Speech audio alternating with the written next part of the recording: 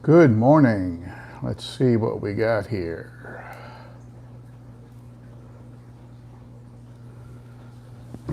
Let's wait for a few people to jump on and we will get underway. Thank you for those of you who are here already. And I'm going to be monitoring on a separate screen here, so skip the ad, cost me a penny. Hey Kevin, glad you're here. And hello CESAR. Do you pronounce it Caesar or is CESAR? How are you, Mr. Sosa? Francie, Jackie, Zen Ginger. All the important people are here. Beastmaster, Cesar, all right, Cesar. Muy bien, me gusta. Dan Stanford, hello, good morning. Alan, good morning. Candi, hey, how are you, Candi? So let's go ahead and get underway here. James, welcome to the live stream. Welcome, Scott and Robert. Hello back to you. And we have a few things I want to cover. First of all, a big hello and good morning to all of you. I hope wherever you are having a cup of coffee, because this is Coffee and Cichlids. And I want to a couple quick shout outs to my moderators, best moderators on YouTube. Dennis, Kevin, and of course Candi. Big shout out to the three of them. I thank you for your help every week. And also some shout outs to some folks that super chatted last week. I appreciate you folks super chatting. Really helps out. Patrick COLLIER, hope I pronounced that right. Patrick COLLIER, if you're here, thank you so much for your super chat last week. Jose Fernandez, thank you so much. DOCKERJADE, thank you for your super chat last week. CESAR, SOSA, thank you for your super chat last week. And FRANCI ARROYO, who I know is here. Thank you so much, Franci. Very appreciated when you folks do that. And thank you so much. Also, congratulations to the winners last week, Dennis and Alan Wilson. Alan Wilson, are you in the chat? Alan Wilson, if you're around. If you folks see Alan Wilson, tell him he needs to email me. And he can use ben.o.cichlid at Gmail. ben.o.cichlid at Gmail. So I have a ben.o.cichlid email address. If you folks ever want to ask me something directly, feel free to use that email address, and I will go ahead and answer your questions. You are welcome, Caesar. So, hello, Long Beach. I love Long Beach. Okay, so let's go ahead and get rolling here. Today's topic is the bad and the good of keeping fish, and you know, I like to keep lists and make lists. So I made a few lists here, and it looks like Alan Wilson, send me an email, my friend, ben.o.cichlid at Gmail. Okay, all right, send me your info. So let's get into this. You know, this hobby has tremendous ups. You know, tremendous ups, and it also unfortunately does have tremendous downs for some people. Some of you tuned in to my friend John Hudson and Lisa, their live stream last Thursday night. They talked about some stuff that happened to them, and some of it was tied into the aquashella and you know, some fish die-offs, things of this nature. And so when you have the ups and downs, and you're on YouTube, it's even a little bit harder. And it's harder because you've got it all out there. You know, you're not just some guy or gal in your you know, in your room or in your basement or something with your fish. You know, you're out there, and so any mistakes that you make are going to be just widely known, publicized. You're going to feel stupid for a little while. You're going to feel embarrassed sometimes, and so this is why YouTube, being a YouTube producer or putting out YouTube content, is not for everybody. You know, when I first got involved in YouTube, you know, there were some pretty harsh things that were said, and you know, people can be pretty tough, pretty difficult, and I had to block a few of them that were obviously just trolling. But at any rate, the ups are wonderful, and the downs can be very down. And let's start with the bad, because I like to end off on a good note. So let's talk a little bit about the good in fish keeping that I think, or rather, let's start off with the bad in fish keeping. And this is just based on things that either I've done personally or I've heard other people do through chats and through the Ben.o.cichlid Facebook page, where people talk about things, or even over at Tank Talk and, you know, other places like that. Kevin's place over at the Glass Asylum. If you folks haven't visited the Glass Asylum, that's Kevin Green's Facebook page. Give it a look. So here's some of the things I hear that are the bad. A big die-off after a water change. I've heard that so many times. It's horrible, and it's almost like a cliche. But I did a big water change, and I had a big die-off.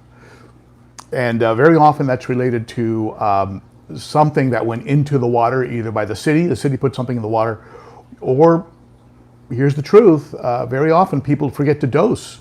They don't treat that water for some reason, and it shocks the fish, and the guy goes off and has dinner or something, or the gal goes off and comes back, and a lot of his fish are belly up. That's a hard one. That's a hard one, because when you finally realized what happened, if it was on you, you feel very bad because you killed off a lot of your fish. So forgetting to dose and having a fish die off. Here's the other one that I think is bad. One of the bad things, you know, you come home and what used to be one of your fondest fish, one of your prettiest fish, is laying on the floor, and he looks like a cornflake because he jumped.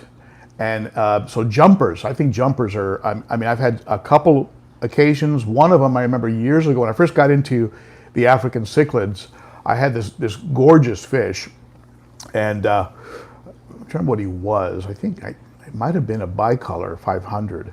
Anyway, he was spectacular, and I come home, and yes, the fish jerky. I come home, and there's this dried out thing on the floor. It's even hard to tell what it was, and through the process of elimination, you look in the tank and go, oh geez, that was my favorite fish. So jumpers have got to go on that list of things that are bad. Very often, that also comes back to the fish keeper. I left too big of a gap, between the back of the cover and so yeah, he got out through there. He jumped out through there, and and you've heard other folks that have had. Well, I mean, again, talking about John, I think he had an arowana recently jump out. They're notorious jumpers. They hunt that way. I mean, they'll jump up and grab an insect or something. So they're very strong jumpers. So you have to have not just a lid, but a lid with weight on it, because they can break through those things. They can push the lighter plastic lids right off. So jumpers have to go into the category of some of the bad things.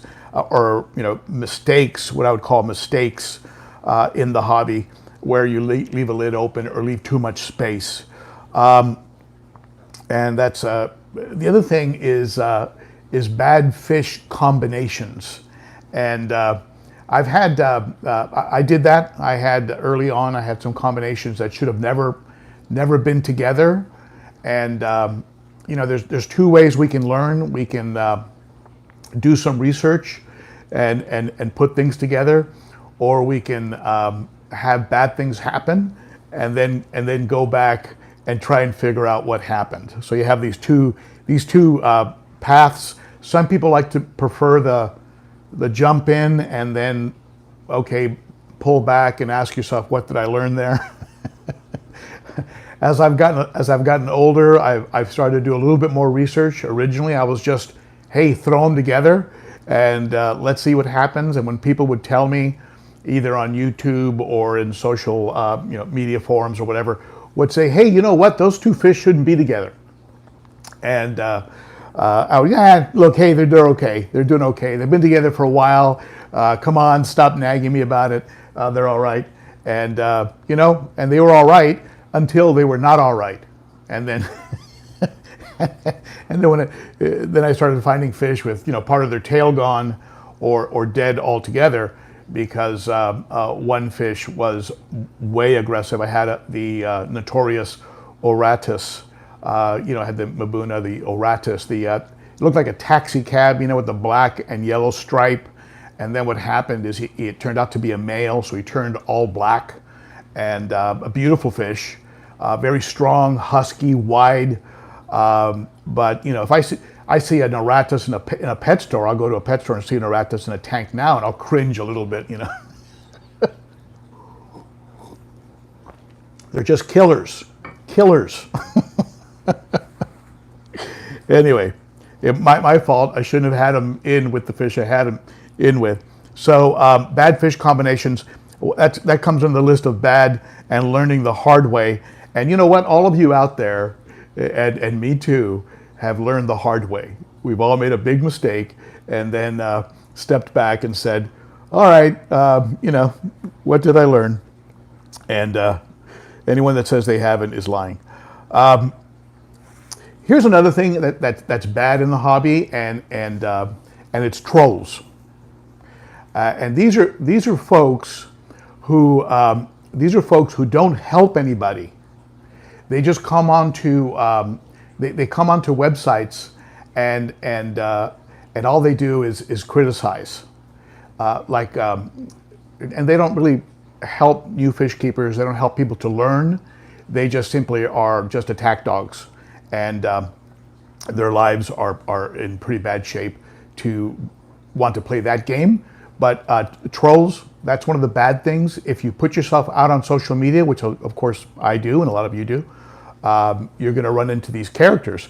And I remember one time someone was about to start a live stream, and they were right in the first minute of it, and they said, I don't get it. I haven't even said anything yet, and I already have five thumbs down. Because I don't understand what's happening. You know, well, those are trolls. Those are trolls. They're just giving you a thumbs down because they have no life. So that would come under some of the bad things. And let's see here. Another bad thing would have to be disease. Diseases that you either import into your tank because you didn't follow quarantine protocols. And here I am talking about it when I just dumped some fish in here, but you know the story about that if you follow my channel.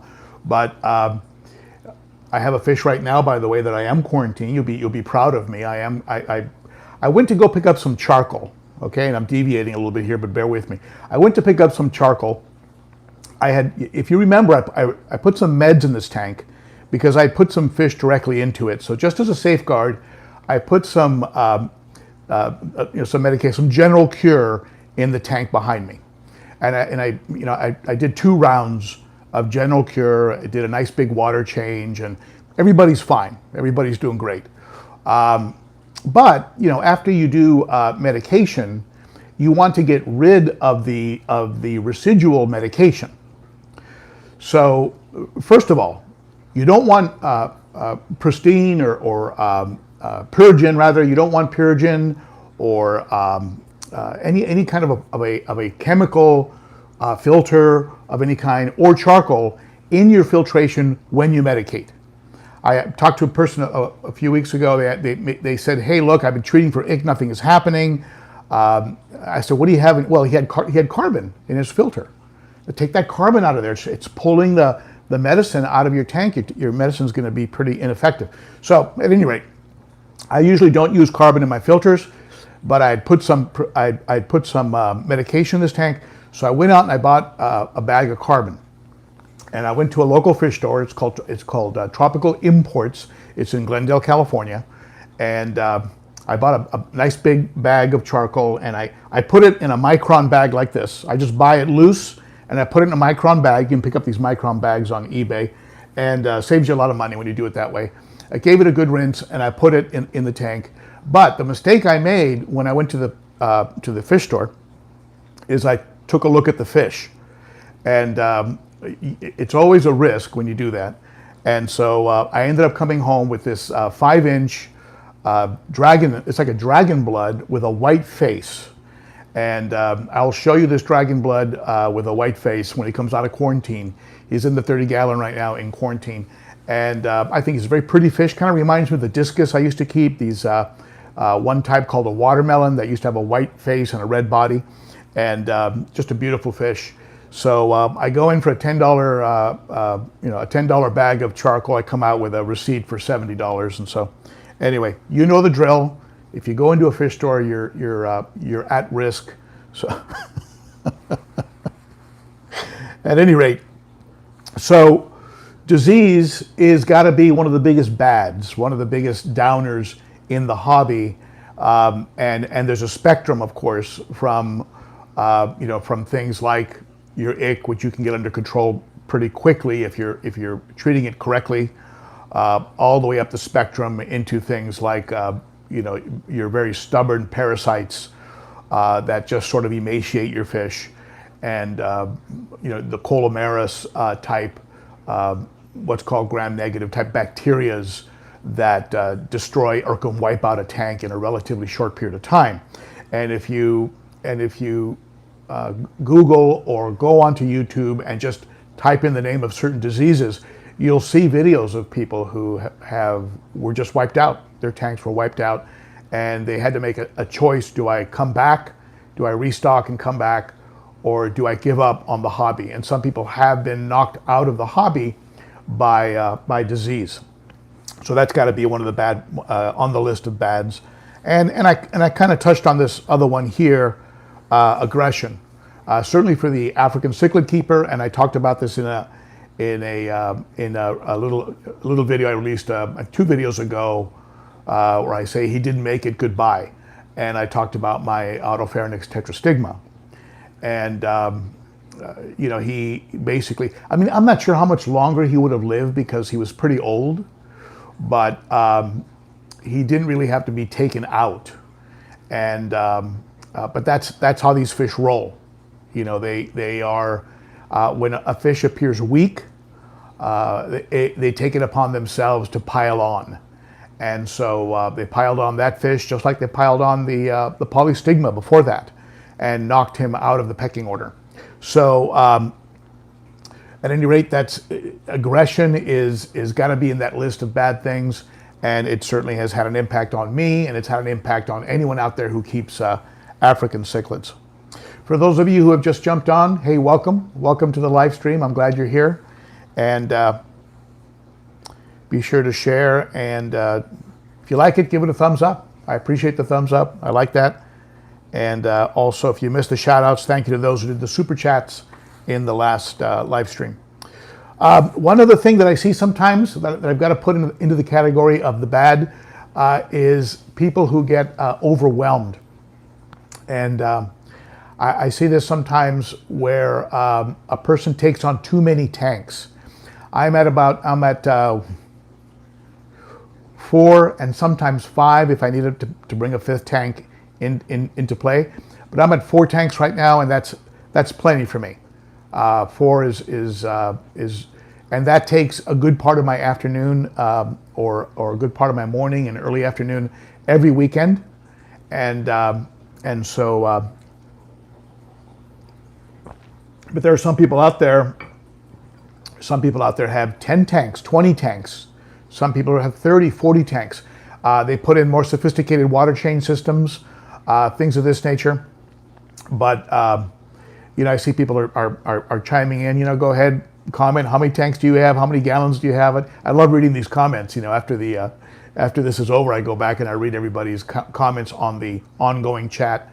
But there's a point where it just becomes too much, and the hobby stops being fun, and that can be a bad thing in the hobby, because it something that was supposed to give you fun and relaxation starts to become overwhelming. And Zen Ginger, you're my hero. If you have 14 tanks and you don't have a automatic water chain system, then you're amazing. So, all right. So anyway, enough of the bad. Okay, I hate talking about the bad. Let's talk about the good. Let's talk about the good. So here are some of the things I consider to be the good things in this hobby. Okay, interaction. You know, when I got back into fish, I didn't think that getting back into fish keeping after a long leave of absence, because I had a job where I was on the road for 2 to 3 weeks at a time, so it became impractical. And then I got back in it by buying a tank for one of my kids, which any parent out there knows that that if you have kids and you get them a pet, very often it's the parent that ends up taking over on the care of that pet. Sometimes, okay. So at any rate, so that got me back into it, and I didn't think that that getting back into fish would lead into a lot of friendships, and so the interaction of fish keeping and being involved in social media for me is like one of the big positives, because I get to meet people like you. I get to make friends all over the world, you know, in faraway places. We had someone on a week ago from China, you know, Australia, Europe, United Kingdom, very common. And as a matter of fact, if you're outside the United States, go ahead and put it in the comments. I want to hear where you're at. But it amazes me the faraway. So anyway, the interaction and the friendships and the camaraderie and the help that people are willing to give each other, I think is awesome. Northern Ireland, I think that's awesome. I think that's incredible. So that's definitely one of the good things of this hobby in today's world. When I was, 10 years old, and I had a tank, it was you, maybe a couple of your buddies from school, and the guy who or gal who owned the fish shop, and that was the circle. That was the circle. Today, the circle is worldwide, and it's amazing. It's absolutely amazing. So interaction is great. Number two has got to be watching the fish blossom. When you buy a fish and it's just a little gray little guy, and that fish starts to put on some size and starts to put on color, I think to me that's amazing. I mean, you feel like a little kid in a candy store, or a little, like the day before Christmas or something. So I certainly have experienced that with these fish back here. I'm currently experiencing it every time I look at that sand diver. Some of you have seen the sand diver. I put out a little goofy video, my favorite color combinations. Some of you might have watched it, but that sand diver is in there. And, watching that guy to me is like, it gives me tremendous joy, because just the color patterns and watching him put on size and color, amazing. So coloring up, that's a big positive in this hobby, watching fish color. And for some of you out there, breeding, right?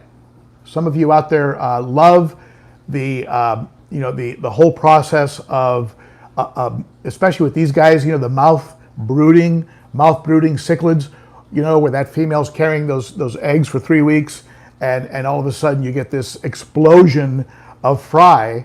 I mean, it's amazing. The few times that it has happened with fish that I have, it's been amazing. I mean, so breeding and fry, and that to me is a very, very positive in the hobby. And there's also something that is for each of you on a personal level, what you get out of the hobby, the joy or pleasure, relaxation, and for some of you almost like a therapy, where it actually calms you down. And I've had people tell me they have very stressful jobs, and taking care of their tanks gives them a little mental vacation, where they can enjoy the fish moving around, and they just love that. And it's like therapy for them. I've talked to people who have been in the military and they've suffered from post-traumatic stress, and fish have given them relief. I've talked to people who are either alcohol or drug abusers, and fish have actually helped them to be able to deal with some of the things, you know, like deal with their demons so that they can do something that preoccupies them. Thank you so much for that super chat. I think that was CESAR. Thank you so much, my friend. Very appreciated. And so there is a calming and a relaxing. And you know what? I used to think I was weird because I love spending 2 or 3 hours cleaning my tanks. I love vacuuming. I love working on the filters. I love cleaning the inside of the glass and rearranging the decor. And someone might look at that, you know, like sometimes my wife goes, "Oh my God, you spent 4 hours on that today. I mean, don't you want to do it?" Well, you know what? I got tremendous joy doing that. Both doing it in that it's so different from what I do for a living. So it reboots me. It kind of reboots me. And I love when you're done with it, and it gives you it just gives you this sense of accomplishment, that to see that nice clean tank and the fish nice and healthy, and you know, it just, you know, puts me in a good state. Okay. And I'm usually in a good state, but you know, puts me in a good state. And let's see here. Personal development. You know what? I think I've become better, and this is just for me, and if you can relate to this, go ahead and comment on it. But I think I've become better at doing things with more attention to detail. And I used to be a guy that didn't read the directions. I would just jump in, and then you know, like you build the IKEA chair, and then you realize it doesn't look right. Then you get the directions and realize that the legs are in the wrong place or something. So you have to disassemble it and then reassemble it. And so, you know, being in this hobby and having these live, you know, these live creatures that I care for under my care, I've learned to pay more attention and read the directions. And so, so I think it's made me better, and it's helped me become a little bit better in understanding how things work. And it's very educational. I mean, if you want to be you know, if you want to move up to above novice fish keeper, get into the realm of a good fish keeper, or even move up into an expert fish keeper, you're going to have to learn about a little bit about water chemistry. You're going to have to learn, you know, about bacteria and how bacteria, you know, the impacts of bacteria, about nitric acid and the effects of acid on the tank, and the neutralizing properties of minerals and water hardness, and all that sort of stuff. And so you know, you're going to need to learn about those things. And so so instead of being in a period of my life where I could just be on cruise control and just going along with the motions of life day in and day out, you know, I'm learning, and I think that's good. I think it's a good thing for your brain to to do that. And sometimes, like I said earlier, it was learning that was forced because of something bad that happened, and then I have to go back and study on how oxygen gets into water and realize that, oh, I stopped the surface tension from breaking up and I suffocated my fish. And okay, well, how do you offset that? And so you learn. Okay, so at any rate, so that's my list of good and bad. I do want to hear from you, and if you don't do it now, do it on the do it after the video posts in the comments below, after, you know, it posts to YouTube, and put. I want to hear from you guys and you gals. What do you consider the best part of the hobby, and what do you consider the worst? What are the things that those two, that the best and the worst? Give me your best and your worst, and I want to hear, and I might just use some of that content for a video in the future. As you know, I'm always stealing your ideas, and that's really what very often what propels the next live stream or the next video is something that I've plagiarized or stolen from you. So let's just be upfront about it. So Let's take up some of your questions. These are some questions that were asked, and I want to go ahead and take them up. And Dan Stanford 89. Dan, are you here? Dan Stanford 89. By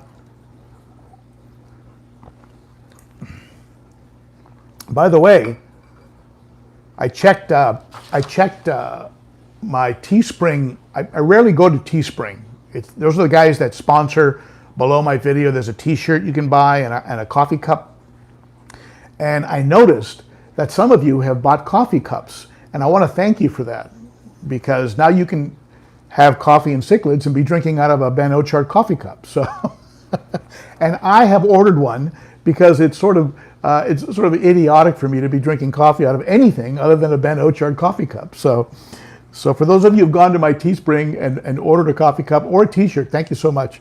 I just happened to stumble across that yesterday. Let me check the Teespring. Okay, Dan Stanford 89. Did your bed, I guess the substrate, right, of Caribbean Sea crushed coral raise your pH massively? What pH has it settled on? Does your pH change after a water change? No.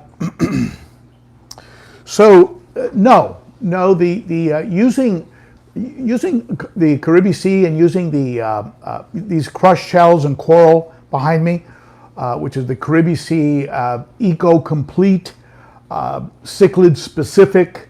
It's that substrate. It doesn't create any kind of a shock. Now, that being said, water out of the tap is what one fellow in Texas was describing as liquid rock.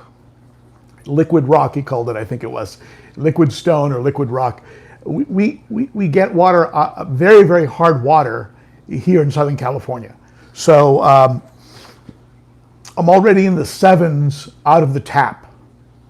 And my tanks run right now at about 7.9 to around 8. 7.9 to about 8 on pH. And if you switched from gravel and you wanted to put in, let's say, shells and things of this nature, or even something like limestone. Limestone is good if you want to add some calcium, magnesium, things like that to your water. But at any rate, you can do it gradually. You can start to work your gravel off to the side and start adding Caribbean Sea in, one bucket at a time, and gradually, take out your old stuff. And if you want to be gradual about it, you can. But I don't think the minerals don't explode out of it. It's a gradual process. Now, what those minerals do is when you go through the cycle and you end up, you get nitric acid. Nitric acid is the end of the cycle, right? So you get your ammonia, your nitrite, and nitrate. And nitrate is a type of acid. It's a nitric acid. What these minerals help do also is they do help to neutralize some of the acid. And so it keeps your tank from crashing. So it serves the purpose of stabilizing things, to have some minerals in the water. Now, I have also heard that these minerals over time can settle.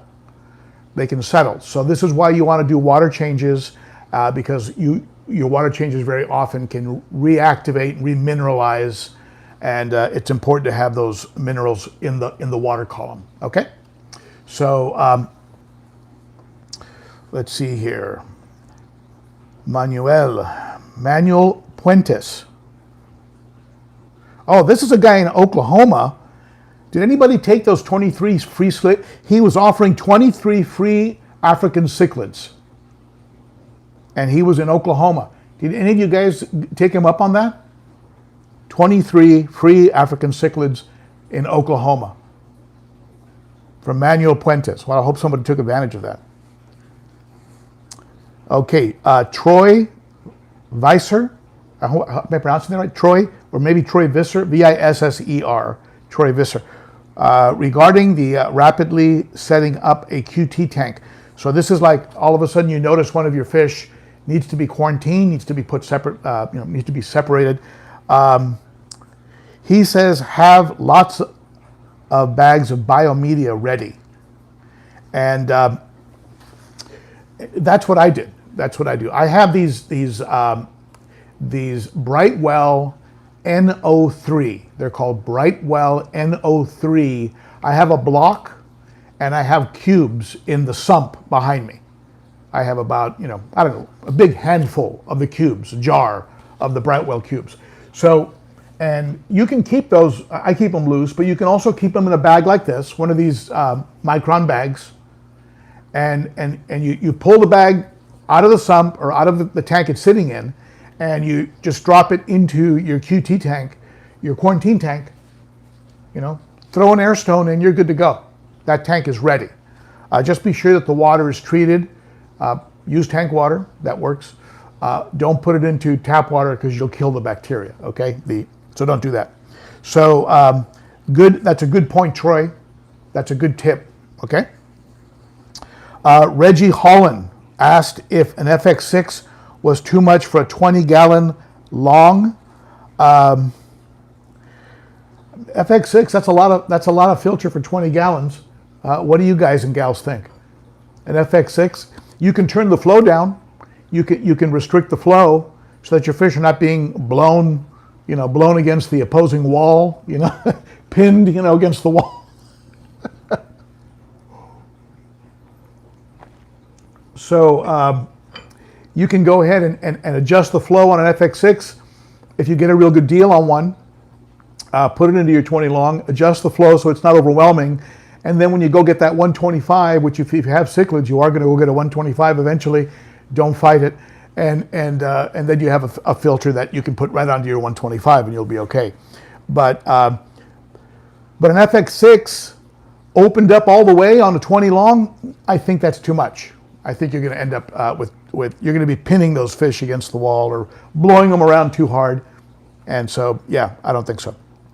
But you can turn it down. Reggie Holland, if you're here, asked if an FX6, let me see. Oh, no, wait, forget that. I already said that one. That's Reggie Holland. Javier Roman, let me see.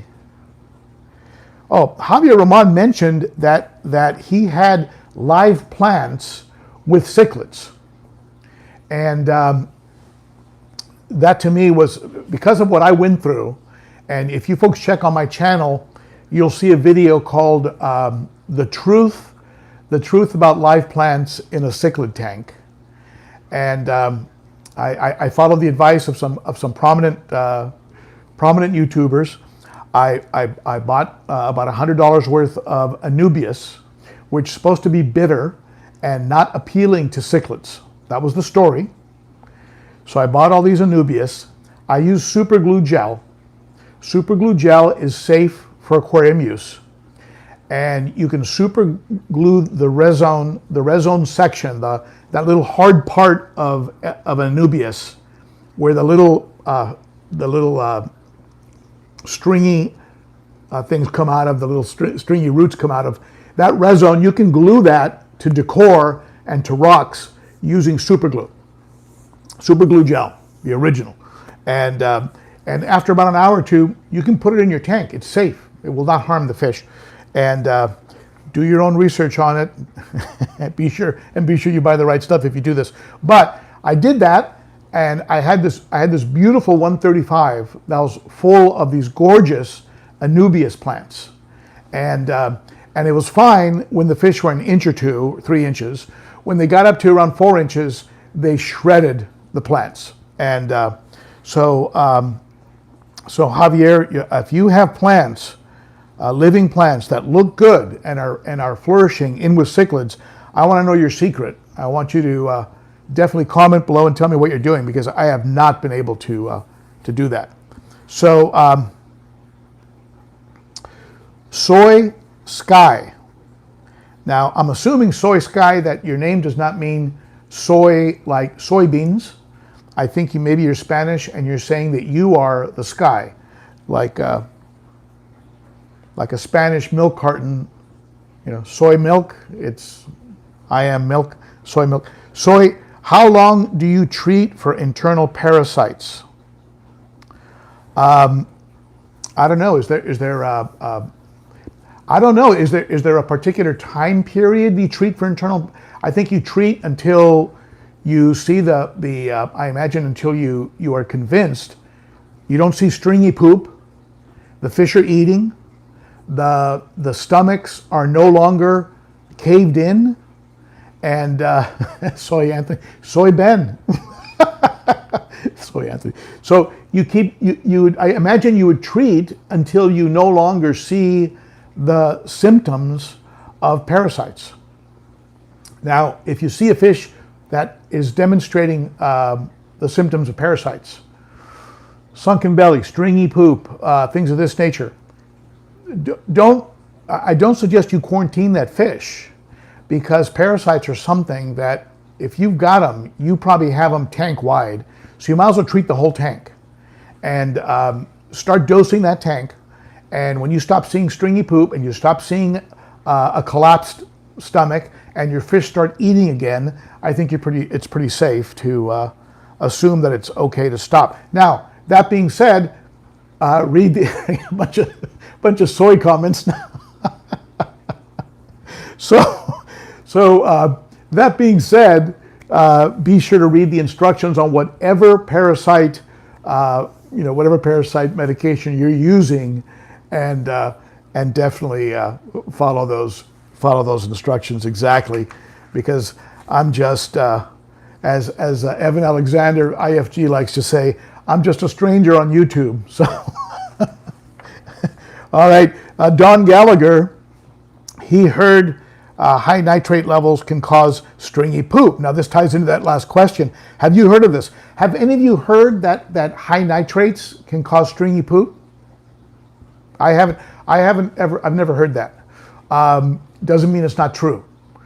And I imagine a very high nitrate level, just like anything that would create stress for fish, would aggravate or bring about whatever the fish has going on. In other words, I think most fish are carrying some form of living organism in their gut, but the fish is able to keep it in check.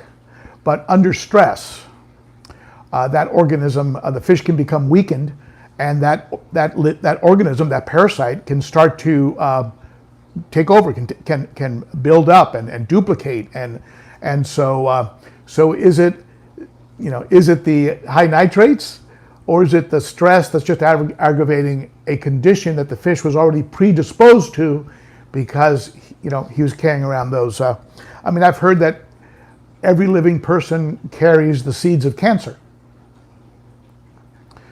Some blow up, some don't. Is that related to diet, stress, sleep, lifestyle? Whether you smoke or not, whether you drink too much, whether you are under stress, I don't know. I can't. But I've heard that everyone has, just like these fish, everybody carries this around. Okay, so I don't know. I don't know if the stringy poop. I would guess that the high nitrates stressed the fish and aggravated what was already going on. Okay. Craig Bales was wondering if you know why mbuna swim up and down in the corners of the tank so much. Because mbuna are insane. That's why. They're That's not entirely true. I've had fish. I used to have a Buccochromis notitania, and he would go back and forth, 100 times, back and forth. And then he would go to a corner, go up and down, up and down, up and down. And so some fish, they get into almost this sort of hypnotic sort of motion, and I don't know why they do it. Is he healthy? Do his fins look good? Are his fins opened up, and his eyes are clear, and he's eating, and I wouldn't worry about it. You just have a fish that likes the corner. There are people that hang out at the corner. Night Rider, got Night Rider again. Any advice moving aquariums when moving homes? I've moved aquariums from home to home twice, and didn't lose any fish. And they were not long trips. They're not really long trips, but I would certainly recommend consider a cooler. You know, bagging the fish, putting them in coolers, or just putting water in the cooler. It can get pretty heavy. Water can get really heavy. I moved them in buckets. You can get air stones that are battery operated, and battery operated air stones. If you have a very long trip, you may have some temperature issues, depending on where you're driving, what the temperature is like. You know, things to keep. So this is why a cooler, some kind of a cooler, styrofoam or something that can, and then bagging them, that could help. But I brought over the substrate. I left about an inch of water in the tank with the substrate, and then the movers were able to move that and put it right back on the rack. Filled it up with some treated water, and put the filters right back on again. So it was basically like a big water change, except the fish were in buckets for a few hours. But you know, even in buckets for a few hours without an air stone, they're going to be okay. People ship fish all the time, and it can take overnight. It can take 24 hours, and that fish is in a bag, a sealed bag, and they're okay.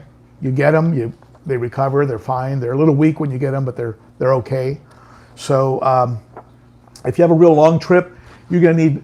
I would recommend coolers. I'd recommend battery-powered bubblers, and something like that. And there's also some additives you can add to the water. I know they sell additives that calm the fish down. Some of that blue stuff you see sometimes when you order a fish, and they have this blue stuff inside the water. That can be something that calms the fish down. It's almost like a fish sedative. So that's also an option. So the fish are not going crazy while you're bumping around on the highway and, you know, bouncing around the car. Someone put down ads A is the name of the YouTuber, ADS and then A, ads A, is having 3 Fluval Aquaski 33 watts on my 68-gallon tank too much light. You know, I'm not familiar with the Fluval Aquasky. I guess it's Aquasky. Aquasky. It's probably it's how it's pronounced. But if they're 33 watts each, I'll tell you one thing. That's too much wattage, I think. You know, our setups consume a lot of electricity, and these LED lights that I run, they're almost all of my tanks now are using Beamwork LEDs that use like 10, 15 watts, maybe. LEDs are real efficient that way. If you're using 3 units and they're 33 watts each, that's a lot of electricity you're consuming. So on that alone, I probably wouldn't run those lights. That's just me. I like LED. Otherwise, really, lighting is really a matter of taste. You know, it's a matter of taste. Do you like the way your fish look under that light? If you do, then stick with it. I mean, if you like what it does with your fish. Also, do you need full spectrum? If you have plants, you need a light that is providing full spectrum. Aquasky by Fluval, I suspect that's a full spectrum light. So you're going to get, it's going to help your plants if you have a planted tank. It's also going to help your algae. So, all right, maybe you want algae, maybe you don't. Okay. So let's take a look at some of the questions that have come up here and comments. Let's see here.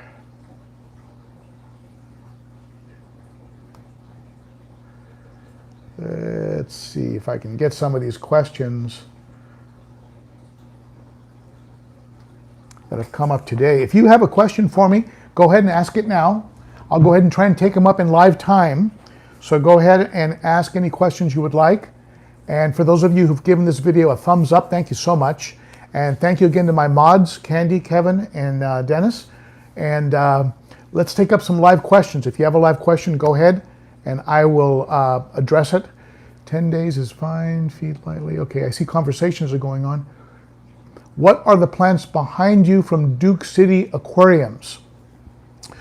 The plants behind me are from a company called Elite Cichlids.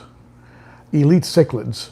And they were a family of, they are a family of florists that decided to get into aquarium plants. And so they started making aquarium plants, and it's they make a very, very nice product. And so so I definitely recommend Elite Cichlids. As a matter of fact, I think I'm going to be having a little giveaway of $20 in store credit to anyone who would like to get their hands on some Elite Cichlid plants. So stay tuned for that. I'll talk about it in an upcoming video. If you've seen the 100-gallon aquarium, the one with the black substrate and the black background, that's all, and there's a big, beautiful plant on the left side of that tank, and some long flowing plants. Those are from Elite Cichlids. Mike and Jack, and it's a family business. Love supporting family businesses. Someone mentioned that their pre-filter, let's see, someone mentioned that their pre-filter blocked the intake. And thank you, Alan. I appreciate that, my friend. And the question on the pre-filter, thank you for your super chat. I have found that the pre-filters are working really well with me. I do have to rinse them out. I pull them off and I give them a lot of squeezes in tank water, and I put them back on every week. And the pre-filters that I use are coarse. They're coarse filters. They're not medium or fine. They're coarse. So they don't, it's hard for a coarse filter to get totally blocked. If your pre-filters are too fine and you're not rinsing them at least once a week, there's a chance they could become blocked and slow down the flow of your filter. And you'll notice fish waste accumulating on the bottom of your tank, and maybe you'll notice some fogginess in the tank. So just something to consider. And my next bigger tank, the Cichlid Check wants to know about my next bigger tank because he wants to sell me a bunch of bigger fish. Hey, James, I'm glad you're here, buddy. And let's see here. I would like to get, honestly, I'd like to get a something in the 300 range, 300 gallons. And I'd like it to be, I've talked about this before, I'd like it to be wide, 8 to 10 feet and maybe 20 inches high. So it's easy for me to work on, reach in and work on. So that's my next, is that gonna happen soon? I don't really think so. It's probably gonna happen once we relocate. So we may be relocating from here, we'll see. Depends where we end up. Let's see here. I'm gonna poke you folks in the eye and run this scroll down a little bit. And let's see, thank you HV8019 for that super chat, and I hope I answered your question. And Gabriel, when can I get one of your Redcap Fry? You know what my Jewish friend used to say, from your lips to the ears of God, my friend. My Redcap, you know, he keeps mating with the female that's in the tank, and the female will hold and then eat the fry. So I'm gonna have to come up with a plan. I'm probably gonna have to vent, and you have to probably get her to spit or get a tumbler or do something because I've not had any luck. The other strategy, 2 or 3 more Redcap females and put them in there and see what happens. I don't want to have no female in there because I think the fact that female is in there is what keeps him photoshopped, keeps him so fired up that he's got that female in there. So it has him on high alert. He's got his Sunday best on all the time. So, ever had any dwarf cichlids? You know, I've had, would you call a ram a type of dwarf cichlid? I've had rams, and rams are some of the most, I think, some of the most beautiful fish out there. The blue rams and the golden rams, absolutely gorgeous, gorgeous fish. And I think would they fall within the category of a dwarf cichlid? I don't know, but I have had those. And let me see. Let me look at some more. Poke you in the eye again. Look at some of these comments.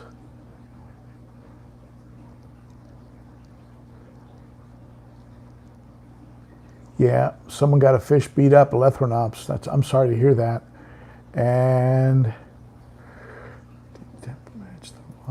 okay, I see some conversations are going on. That's okay. Okay, so at any rate, if there are no more questions for me, I want to thank those who have super chatted for the support of the channel. That really goes a long way. I want to thank the moderators, Candi and Kevin and Dennis. Thank you so much, guys. I appreciate you very much. And any comments or questions that you'd like to ask, go ahead and put them under the video when it posts to YouTube, and you know I'll go ahead and I'll carry them forward and I'll pick them up in next week's stream. Okay, and Caesar Sosa says I have a question. Okay, Caesar, come on, hit me with it, Cesar. Caesar, what's your question, my friend? Caesar, what's your question? Go ahead and type it in. I'll give it a shot. How set up the Fluval FX6? Okay, I have a Cesar. I have a list, a playlist at my YouTube channel, and it is entitled Fluval, and it's one Fluval video after another. I have another one called Sun, one Sun video after another. Go ahead and go to my channel and look at the Fluval playlist. And the main thing you have to know about the Fluval, in my opinion, before you set it up, is you have to know how the water flows in the Fluval. Okay, so the water comes into the Fluval and it goes around the outside and then goes to the center, top, and then down the middle. Okay, it goes down the middle and then to the pump, the return pump that takes it back up to the tank. So just like when you set up a Sun, the water goes to the bottom of the can and then is pulled up through the media. So you'd have your sponges at the bottom. With the Fluval, you have your sponges on the outside and maybe a sponge on the top, so that all of the junk is pulled out of the water, so that clean water runs over your biomedia and doesn't clog it. Because if you clog up your biomedia, the fact that it has deep pockets, like your Biohome or your Marine Pure or your Matrix, what makes those great medias is they have deep nooks and crannies that bacteria can grow in. And so if you clog it on the outside, it gets too clogged up, that you're going to get a problem. So you want clean water running over that, as clean as possible, running over that media. So with a Fluval, you have your filters, you have your sponges that come with it, right? You can pull those out if you want, put your own stuff in there if you want, but you have the sponges that come with it on the outside, which I rinse every time. I don't replace them every time, they're expensive. Then you have a sponge in the top tray, and then it goes through that sponge, and then I have something fine, like a pinky floss, to do a final polish, and then it goes through the media, and then goes to the return pump and back to your tank. And so you don't need to go to the playlist. I just gave you all the secrets. So anyway, go to the playlist. Go to the Fluval playlist and watch it. If you just got an FX6, it'll be good for you because it's got a lot of tips in there. Okay, and for those of you out there that have Suns, I also have a Sun playlist. Okay, so that's it for me, and I'm losing my voice. About an hour is about as far as I can go. And but I really appreciate you folks tuning in and hanging in there. 55 of you are still here, and I am so happy that you're all here. And be sure to comment, rate, share, and all that good stuff after it posts. And thanks again to all of you. Thank you to my admin and moderators. You guys rock. And all of you that are still on, you rock too. You know that. You know I mean that when I say that. You rock. Okay, that's it for me. Thank you so much.